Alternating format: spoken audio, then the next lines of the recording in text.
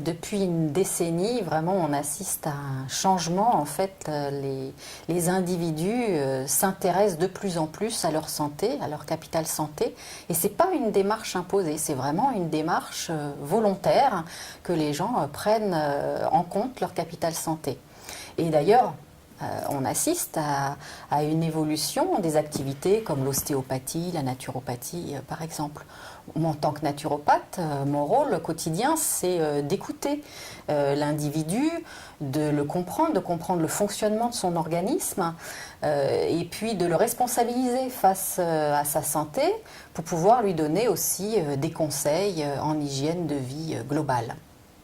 C'est vrai, d'ailleurs, on parle capital santé, mais le capital santé, c'est se sentir bien dans sa tête, se sentir bien dans son corps, bouger, se sentir vivre et respirer, profiter du moment présent.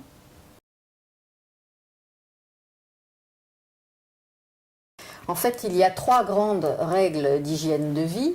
La première étant une règle d'hygiène de vie d'ordre alimentaire. Mais il ne suffit pas de savoir se nourrir, encore faut-il savoir digérer et bien éliminer. 2 exemples tout simples, les fruits.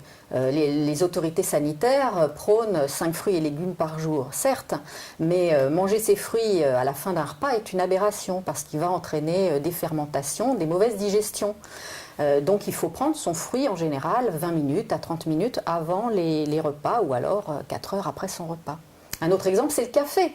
Bien entendu, nos habitudes alimentaires font qu'on va nous servir un café après le repas. Mais encore une fois, c'est une aberration parce que ça va servir de vidange gastrique et en fait, ça va perturber la digestion.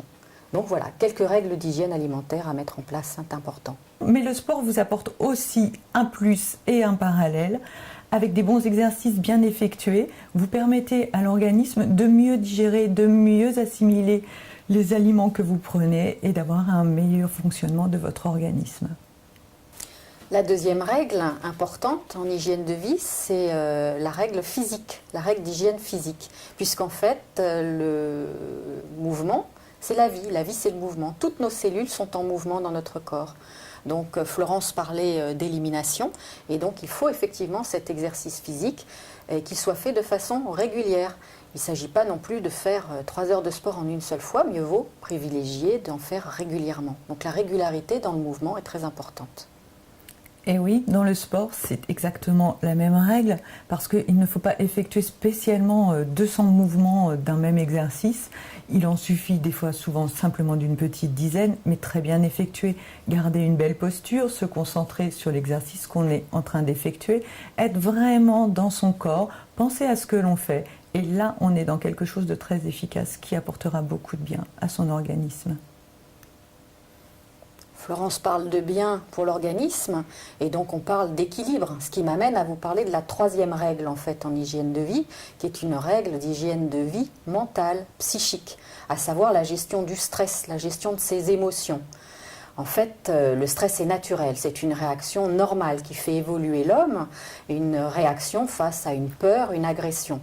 Ce qui est nuisible en fait à l'organisme, ça va être le stress chronique, quand il n'y a pas cette phase de récupération pour le corps.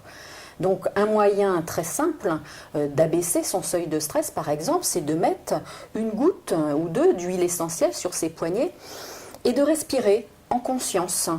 Donc on va inspirer sur 5 temps, expirer sur 5 temps, et on va comme ça abaisser le seuil de stress.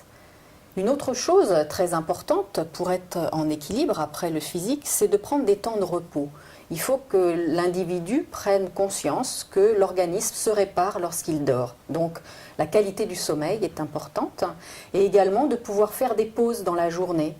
Et donc pourquoi pas encore une fois de faire des respirations en conscience pour abaisser son rythme cardiaque et d'avoir un couple rythme cœur-poumon qui battent à l'unisson.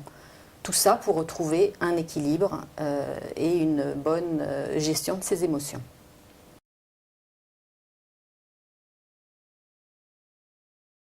Bien, en un mot, ce qu'il faut retenir de tout ça, c'est qu'il est nécessaire de faire attention à ce que nous dit notre corps. Notre corps, c'est le messager de nos émotions. Donc, il faut vraiment être attentif à ce qu'il peut nous dire. Et puis tout ira bien.